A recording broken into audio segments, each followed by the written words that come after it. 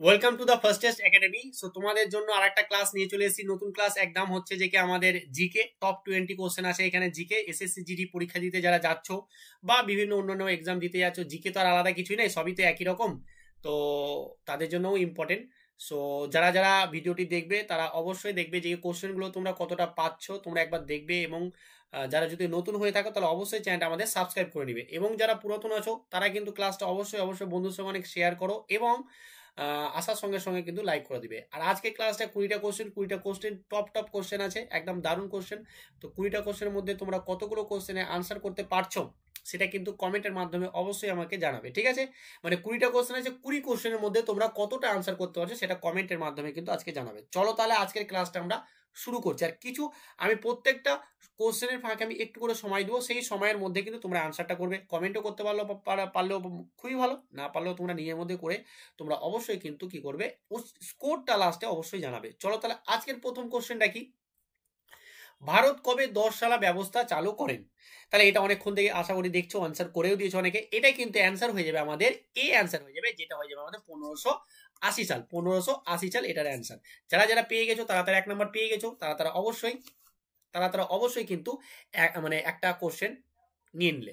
চলো এর পরবর্তী কোশ্চেন দেখো কি বলছে। বলছে অন্ধ কবিতার পিতামহ কাকে বলা হয়? ঠিক আছে, অন্ধ কবিতার পিতামহ কাকে বলা হয়? আশা করি বুঝতে পারছো। চলো আনসার দাও সবাই। চলো হয়ে গেছে, আনসার দেওয়া সবারই কমপ্লিট, আশা করি কমপ্লিট হয়ে গেছে। এটার আনসার কি হয়ে যাবে? এটা আনসার হয়ে যাবে সি আনসার, পেড ডন। এটার আনসার হয়ে যাবে সি, পেড ডন। ওকে, চলো পরবর্তী কোশ্চেনে আমরা যাই এবার। বলছে ভারতের স্বাধীনতার সময় গান্ধীজি কোথায় ছিলেন? দারুণ ইম্পর্টেন্ট একটা প্রশ্ন, প্রচুর বিভিন্ন বিভিন্ন কম্পিটিটিভ এক্সামে কিন্তু এই ধরনের কোশ্চেনগুলো মানে প্রচুর আসে। ভারত যখন স্বাধীনতা লাভ করছে তখন কিন্তু গান্ধীজি কোথায় ছিল? দিল্লি, ঢাকা, কলকাতা নাকি এলাহাবাদে? এখানে কিন্তু আমাদের অপশন বি হয়ে যাবে, যেটা হচ্ছে কলকাতা। অপশন বি হয়ে যাবে কলকাতা। চলো পরবর্তী 4 নম্বর কোশ্চেনে যাই।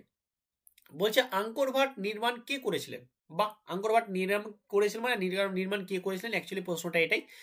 তো এটা কিন্তু দ্বিতীয় চন্দ্রগুপ্ত, না সূর্যবর্মন, না অজাতশত্রু, নাকি কনিষ্ক? এটা কিন্তু হয়ে যাবে আমাদের আনসার কি হয়ে যাবে? সি, যেটা হয়ে যাবে সূর্যবর্মন। সি হয়ে যাবে সূর্যবর্মন। আমি কিন্তু প্রত্যেকটা কোশ্চেনের ফাঁকে কিন্তু একটু করে সময় দিচ্ছি, সেই সময়ের মধ্যে কিন্তু তোমরা অবশ্যই আনসারটা করার চেষ্টা করো, ঠিক আছে? চলো পরবর্তী কোশ্চেন করি। পরবর্তী কোশ্চেনটা কি আছে আমাদের, পুলিৎজার পুরস্কার 2023 কে জিতেছেন? খুব খুব ইম্পর্টেন্ট একটা প্রশ্ন। পুলিৎজার পুরস্কার 2023 কে জিতেছেন? কে? মুক্তার খান, নাকি ইয়াসিন, নাকি চান্নি আনন্দ, নাকি বারবারা কিংসলভার?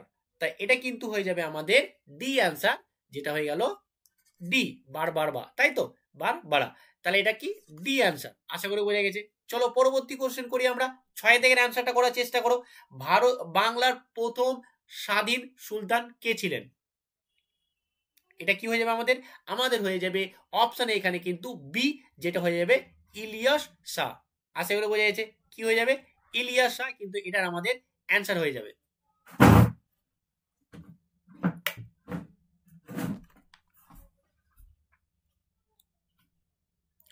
চলো এর পরবর্তী কোশ্চেন আমরা করি। এটা কি বলছে, সাথে থেকে প্রবলেম বলছে কোনটি মিশ্র গ্রন্থির উদাহরণ? আমি এটাতে একটু সময় দিলাম, ঠিক আছে? অ্যান্সার করার চেষ্টা করো। এটাতে কিন্তু মোটামুটি 80 to 90% আছে যারা ভুল করবে। মানে আমি এটা আমার মনে হচ্ছে যে ধারণা যে 80 to 90% দেখেই ভুল করবে, মানে যারা দেখবে যে দেখেই অ্যান্সার দিয়ে দেয়, ঠিক আছে? তো অবশ্যই তোমরা কিন্তু এটা কমেন্ট করবে যে এটা কে কে সঠিক করেছে, কে কে বলছে অনেস্টলি কিন্তু আনসার করবে। চলো এটার আনসার কি হয়ে যাবে? আমাদের আনসার হয়ে যাবে এটা সবগুলি আমাদের অগ্নাশয়, ডিম্বাশয়, শুক্রাশয় সবই কিন্তু মিশ্র গ্রন্থি। আশা করি বোঝা গেছে। চলো 7টা কিন্তু আমাদের কোশ্চেন হয়ে গেছে। কে কত নাম্বার স্কোর করছো সেটা কিন্তু অবশ্যই দেখবে।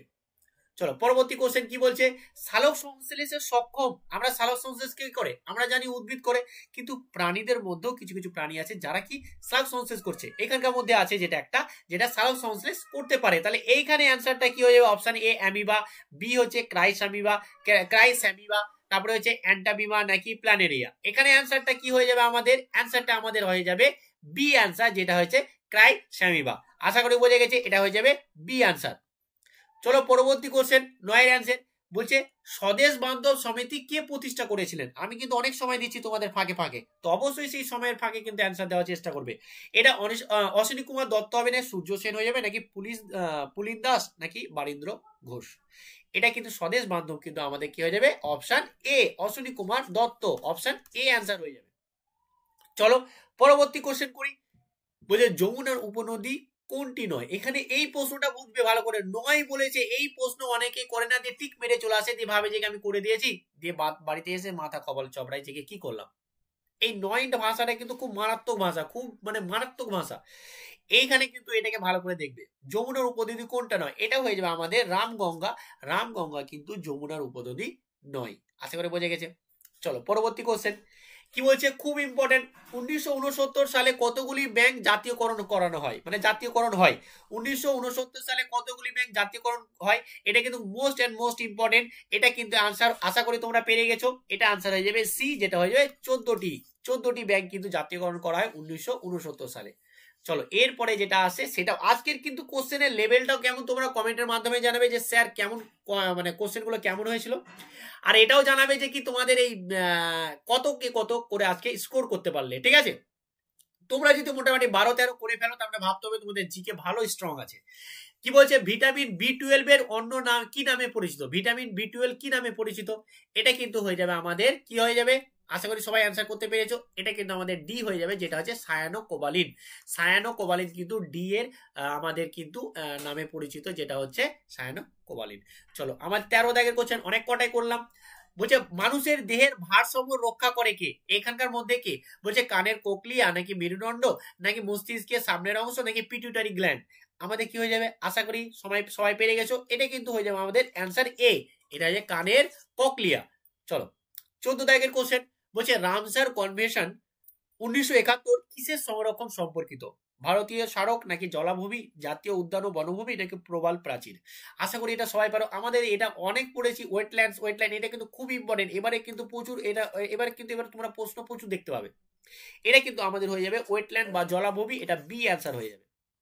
চলো পরবর্তী কোশ্চেন 15 দাগের কোশ্চেনটা করি। বলছে যে কখন মাদ্রাজ রাজ্যটি আনুষ্ঠানিকভাবে তামিলনাড়ু হিসেবে নামকরণ করা হয়? খুব ইম্পর্টেন্ট কোশ্চেন। বলছে মাদ্রাজ আমাদের ছিল, সেটা নামকরণ করা হয়েছে তামিলনাড়ু, কবে? এটা হয়ে যাবে আমাদের অপশন এ। অপশন কি হয়ে যাবে, অপশন এ, যেটা হবে 14 জানুয়ারি 1969 সাল। আশা করি বোঝা যায়। চলো 14 হয়ে গেল, 15 হয়ে গেল। 15তে অনেকে অনেক পেরে গেছে। মানব উন্নয়ন সূচক HDI প্রকাশিত হয়, তো এটা কার দ্বারা প্রকাশিত হয়, কে প্রকাশ করে এটা?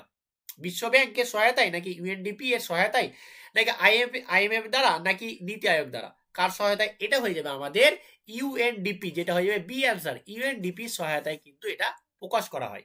চলো পরবর্তী কোশ্চেন, যেটা আমাদের 17 দাগের প্রবলেম। বলছে ভারতের অর্থনৈতিক সংস্করণ নীতিগুলি, অর্থনীতি যে সংস্কার হয়, ঠিক আছে, ইকোনমিক রিফর্ম, এটা প্রথমবারের আনুষ্ঠানিকভাবে কবে উপস্থাপিত হয়? এটা খুব ইম্পর্টেন্ট, প্রচুর পরীক্ষায় এসেছে, আর এটা সবারই মুখে মুখে লেগেই আছে। আশা করি তোমরা অ্যান্সার করতে পেরেছো এটা।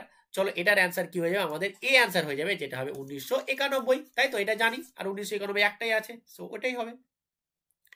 চলো আজকের 18 দাগের প্রবলেমটা করি। 14টি বাণিজ্যিক ব্যাংকের জাতীয়করণ, না এই ধরনের প্রশ্ন দেখো। আজকে যে প্রশ্নটা, এটা একটা প্রশ্ন, তো আবার এই প্রশ্নটা আরেকটা ছিল। এরকম কিন্তু কোশ্চেন আমিও বিভিন্ন কম্পিটিশনে পরীক্ষা দিয়েছি, তখনও পেয়েছি। মানে একটা মানে দুটো উত্তর হয়ে গেছে, একটা কোশ্চেনের আনসার পারলে কিন্তু দুটো কোশ্চেন হয়ে গেছে, এরকম হয়েছে, আমারও সাথে হয়েছে। তা আশা করি আজকেও তোমাদের সাথে হয়ে গেছে। আজকে একটা সেট টিএসসি পুরোপুরি মক টেস্ট, তো সেটাও তোমরা করতে পারছো। তো এটা কি হয়ে যাবে আমাদের, এটাতে ফ্রি একটা নাম্বার, যেটা এ অ্যান্সার, এটা এর আগেই করলাম, বুঝে গেছে। চলো পরবর্তী 19 দাগের, এটা হচ্ছে কারেন্ট অ্যাফেয়ার্স, এটা হচ্ছে সিএ কারেন্ট অ্যাফেয়ার্স কিন্তু আমি বলেছিলাম তোমাদের আলাদা কথা করে দেবো, বাট আমি চেষ্টা করছি আলাদা করে যদি দেওয়া হয় তাহলে দেবো, আর না হলে কিন্তু এই জিকের মাধ্যমে কিন্তু 2 করে 4টে করে কারেন্ট অ্যাফেয়ার্স দেবো, যেগুলো হচ্ছে পরীক্ষার জন্য খুব ইম্পর্টেন্ট। এসএসসি জিডি বলো, আপকামিং এক্সাম বলো, সমস্ত পরীক্ষার জন্য কিন্তু খুব ইম্পর্টেন্ট। তো আমি এই জিকের মাধ্যমে কিন্তু মাঝে মধ্যে 1-2টা করে কারেন্ট অ্যাফেয়ার্স বা 2-4টে করে কারেন্ট অ্যাফেয়ার্স দেবো, যদি আমি চেষ্টা করছি আলাদাভাবে কিছু কারেন্ট অ্যাফেয়ার্স তোমাদের তুলে দেওয়া, মানে দেওয়ার জন্য। যদিও না পারি তবুও কিন্তু কারেন্ট, এই যে জিকে ক্লাসটা আমাদের রেগুলার হবে, ডেলি হবে, তো এই ক্লাসে তোমরা কিন্তু সেই কারেন্ট অ্যাফেয়ার্সটা পেয়ে যাবে।